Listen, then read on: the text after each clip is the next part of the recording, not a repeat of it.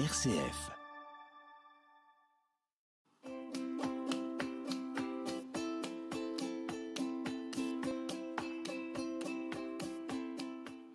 Le père Pedro Opeka était présent ce samedi à Bruxelles pour venir parler de son action à Madagascar. Véronique Bontemps a eu l'occasion de le rencontrer. Nous vous proposons à présent d'écouter leur entretien.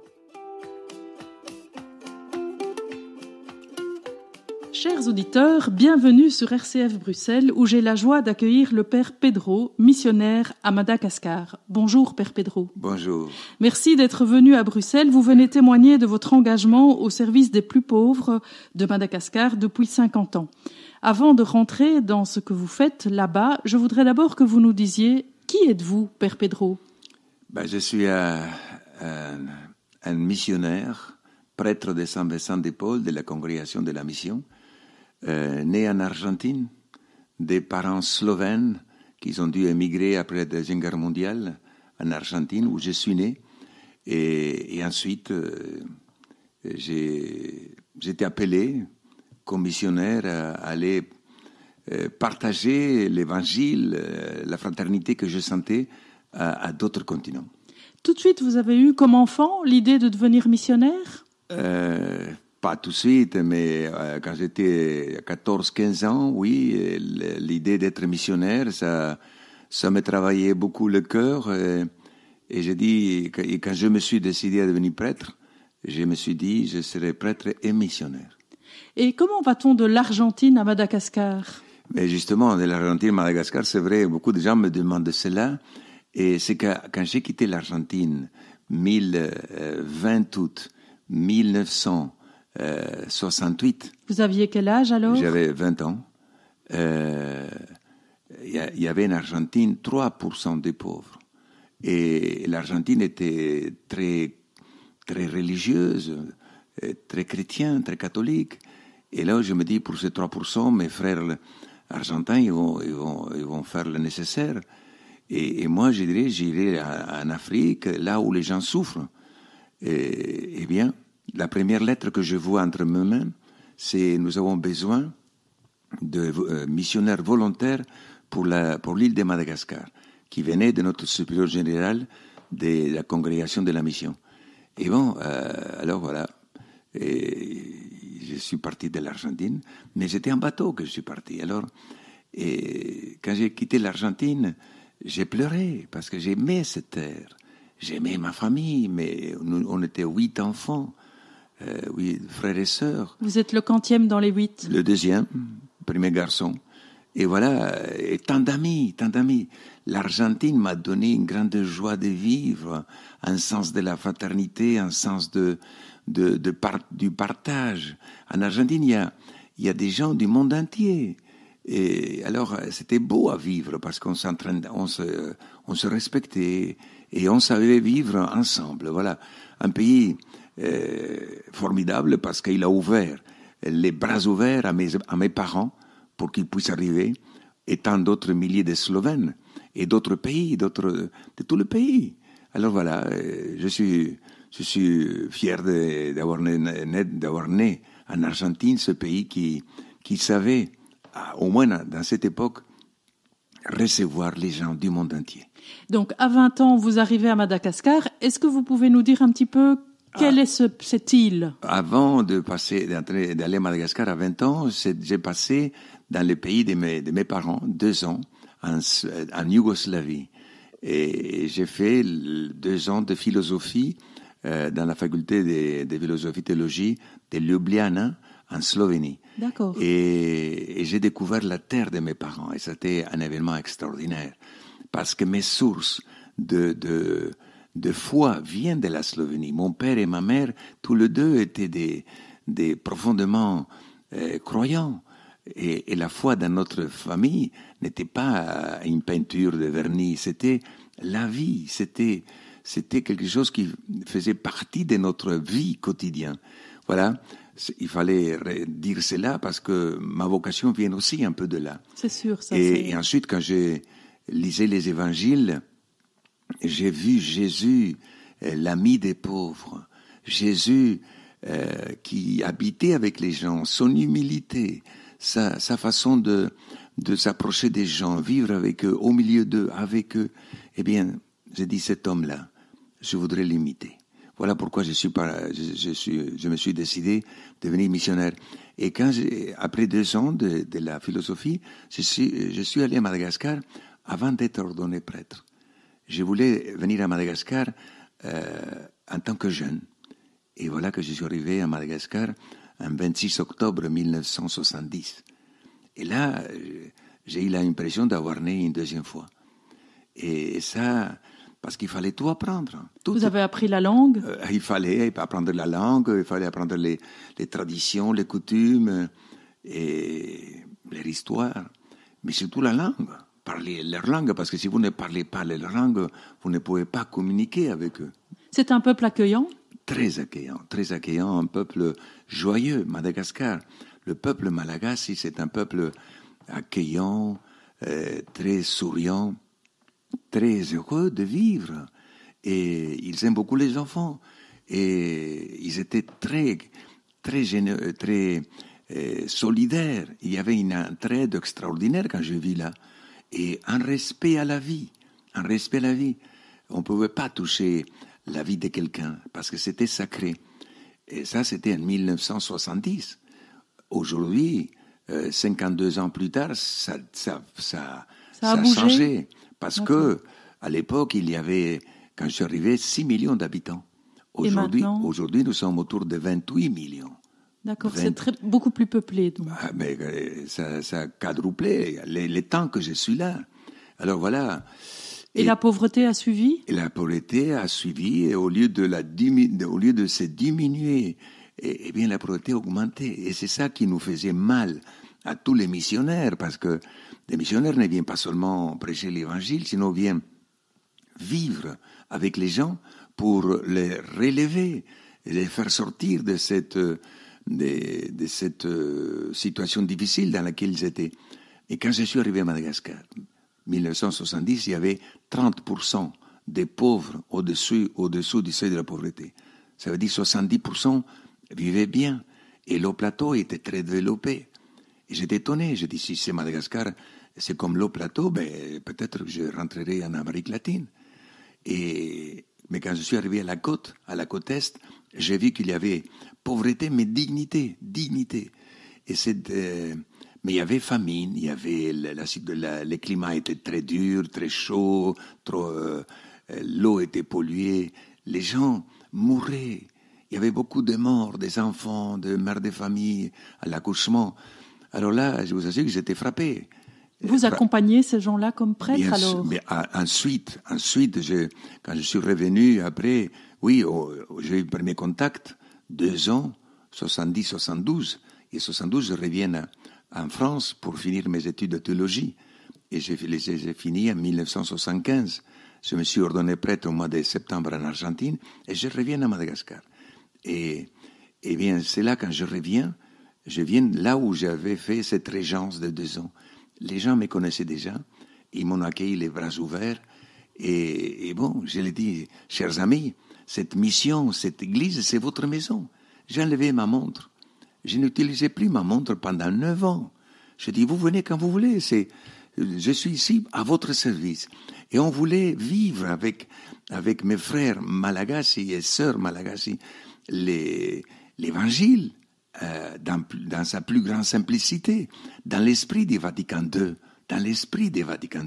qui disait qu'il faut partager les joies et les angoisses, les détresses d'un peuple. Et voilà, on était plein de ces idées-là, prêts à partager tout. Et bien, mais la vie, les maladies, les douleurs, les drames, la mort, la famine, alors ça change un peu. Ça vous tire vers le bas. Et voilà que quand vous partagez aussi, nous avons partagé aussi leur vie, la façon de manger, on mangeait ce qu'ils mangeaient. Et bon, notre corps a commencé à perdre ses forces, à ses débilités. Père Pedro, je vais vous proposer une première pause musicale et on va poursuivre juste après, si vous voulez bien. Merci.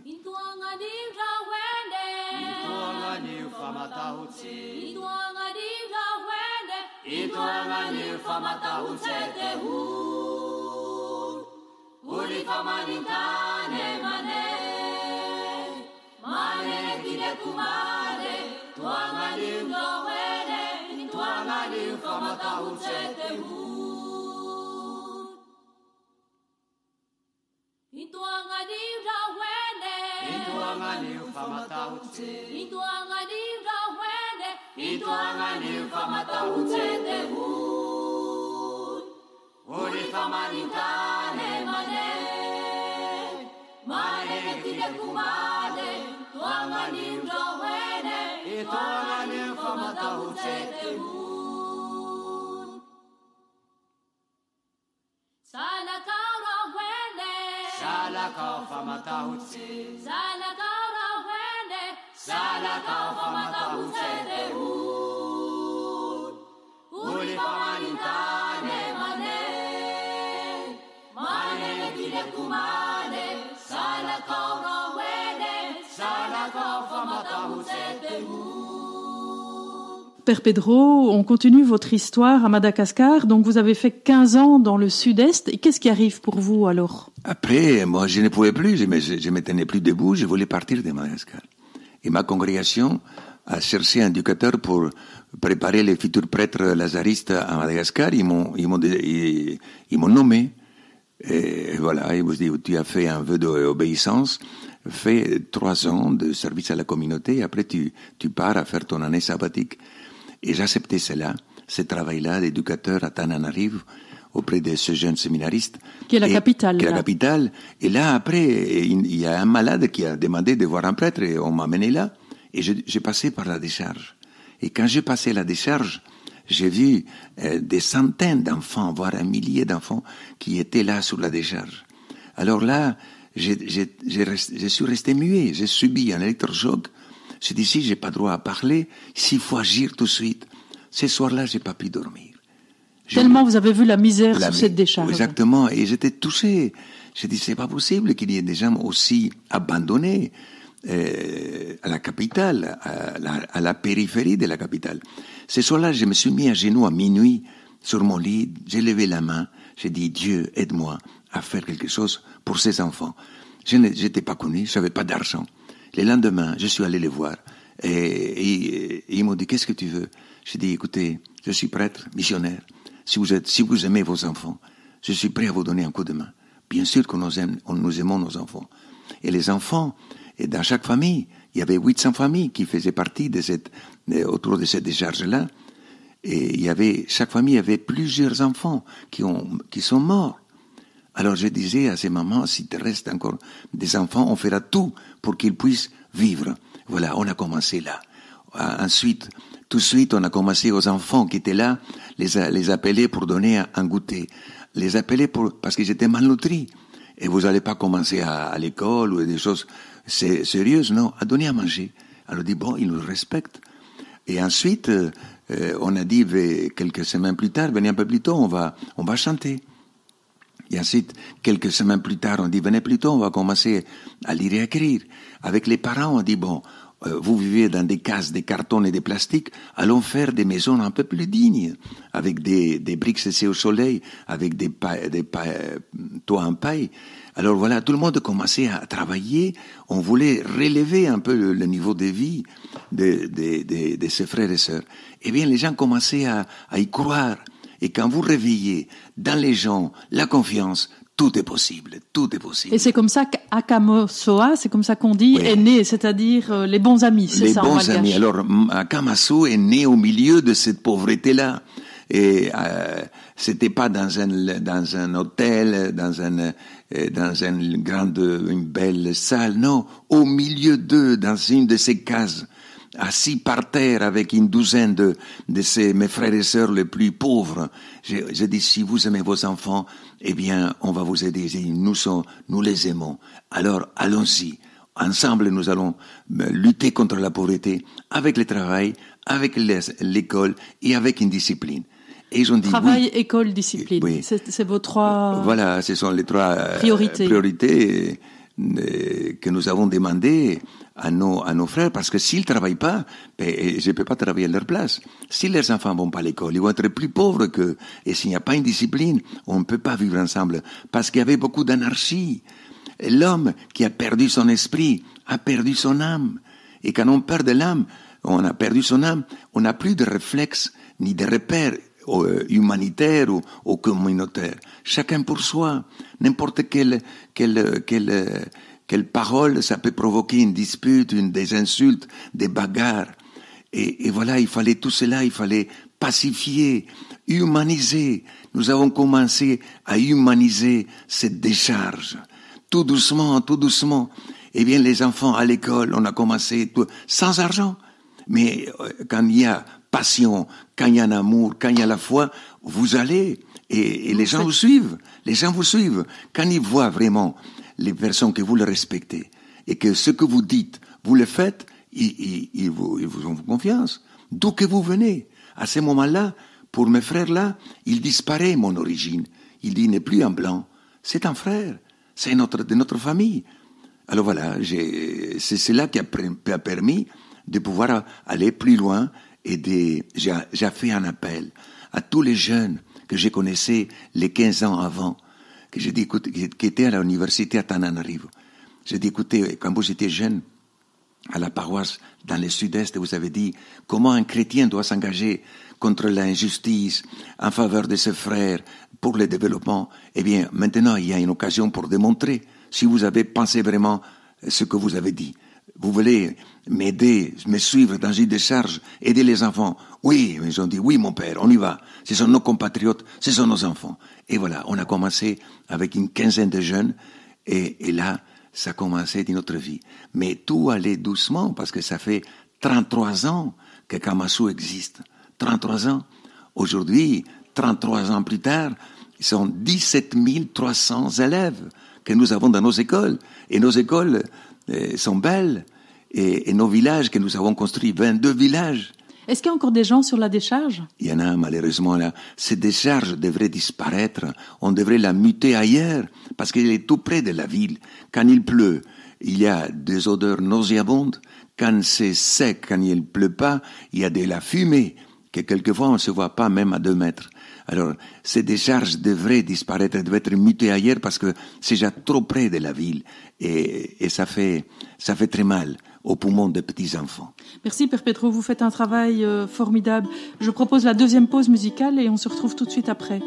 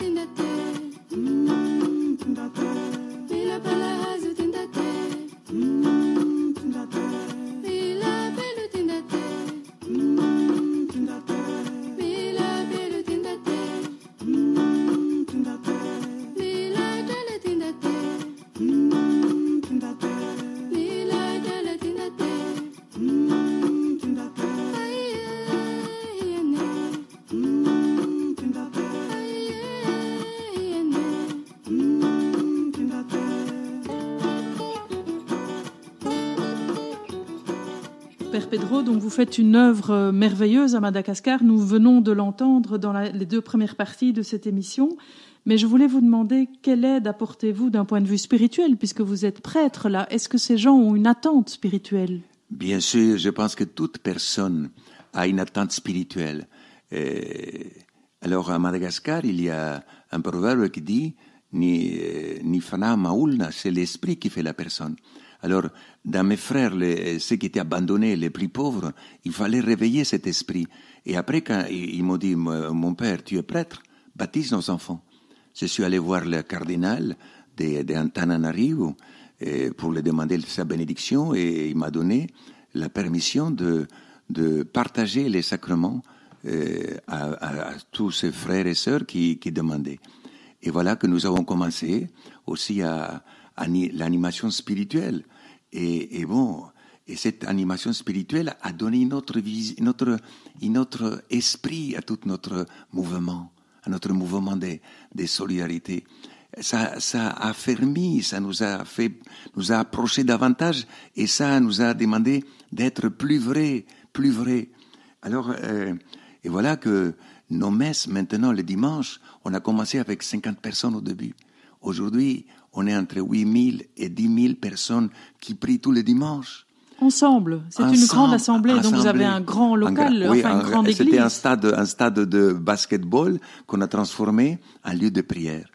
Et là, il y a 75% des enfants et des jeunes. 75% des enfants et des jeunes, et le reste des adultes. Alors là, la participation, nos messes durent 3 heures. Et à chaque messe, avant le Covid, il venait jusqu'à une centaine de touristes à notre messe. Et je ne les ai jamais invités. Ils ont entendu parler, des bouches à oreille, ils viennent, il y a qui pleurent. Il dit, mais comment c'est possible qu'il y a autant de joie dans une messe, tant d'enfants, tant de jeunes. Et pendant 3 heures, vous faites quoi? Vous chantez? On porte la parole de Dieu déjà en chantant et en dansant, mais pas 3 personnes, 300, 400 personnes. Les offrandes, la même chose, en dansant 400, 500 personnes. Après la communion, c'est les enfants, les jeunes, 1000 jeunes qui dansent, qui font l'action des grâces en dansant avec une élégance incroyable. Eh bien, tous ces chants, ça longe, et les gens ne voient pas passer l'heure. On ne voit pas passer l'heure. Même les Européens je dis souvent, ben vous êtes toujours là. Ça fait 3 heures qu'on est là, on n'a pas vu passer le temps. Et d'une joie, voilà que le plus pauvre, qui était abandonné par tous, un lieu d'exclusion, qui est devenu un lieu de rassemblement, des gens, des frères du monde entier. Est-ce que vous avez un coup de cœur ou quelque chose qui vous a marqué pendant ces 50 années là-bas au service? Tant de choses. Les enfants d'abord, les enfants, la beauté de ces enfants, le sourire de ces enfants. Ils n'ont rien, ils sont heureux. Et les mamans, ces mamans qui travaillent à la carrière toute la journée pour gagner 2 euros par jour. Et quand je passe là, ils me sourient, ils me saluent avec une telle joie. Et ensuite, les drames, c'est qu'il y a encore beaucoup de morts. C'est soigné à Madagascar, c'est très cher. Nous, on soigne, mais il y a toujours des décès. Et nous avons 4 cimetières. Je ne sais pas si vous connaissez une association qui a 4 cimetières. Ça veut dire que nous accompagnons nos frères et sœurs jusqu'à la mort. Et quand ils ont vu que nous les respectons, même morts, et qu'on les enterre dans le respect de les traditions et dans la prière, ils ont dit, ils nous aiment vraiment. Voilà. C'est beau. Comment on peut vous aider? Quels sont vos projets pour 2022? Mais des projets énormes. Nous avons commencé à construire une ville. Une ville ne s'arrête jamais. Tous les ans, nous devons construire au moins 100 logements. Des nouvelles écoles, des nouvelles, des adductions d'eau, de l'assainissement, des routes. Et ça coûte combien en euros? Beaucoup. C'est pas des petites sommes. Mais puisque les gens un peu de partout nous aident, on peut arriver. D'accord. Et donc, je voudrais terminer. Mais une maison nous coûte à peu près aujourd'hui 7 000 euros, des 60 mètres carrés, un étage. Hein? Oui, c'est rien pour un Européen. Je pense qu'il y a plusieurs maisons. Dans une maison ici en Belgique, dans la maison de chacun, il y a plusieurs maisons dedans. D'accord. Alors, je voudrais terminer, puisqu'il nous reste juste 30 secondes, là, pour terminer cette émission, en donnant peut-être votre site et l'association en Belgique qui est. Donc, vous avez un site où on peut voir tout ce que vous faites. Père Pedro, donc Père Pedro tout lié, minuscule. En minuscule, oui. Akamasoa, donc c'est akamasoa.net. Et si vous voulez aussi, il y a les enfants de Madagascar qui ont un site, donc enfantsdemadagascar.be. Tout ça, vous trouverez des informations pour aider le Père Pedro et les enfants malgaches. Merci beaucoup d'être venu jusqu'à nous, Père Pedro. Et merci à vous et à tous vos auditeurs. Et partageons, parce que si nous passons sur cette terre, c'est pour faire du bien et partager. Nous écoutions le père Pedro Opeka au micro de Véronique Bontemps. Alors si vous voulez plus d'informations et soutenir son action à Madagascar, vous pouvez vous adresser à l'association Enfants de Madagascar à l'adresse mail suivante info@enfants au pluriel de Madagascar en un mot.be ou au 060 21 25 13. Je répète, info@enfants de Madagascar.be ou au 060 21 25 13.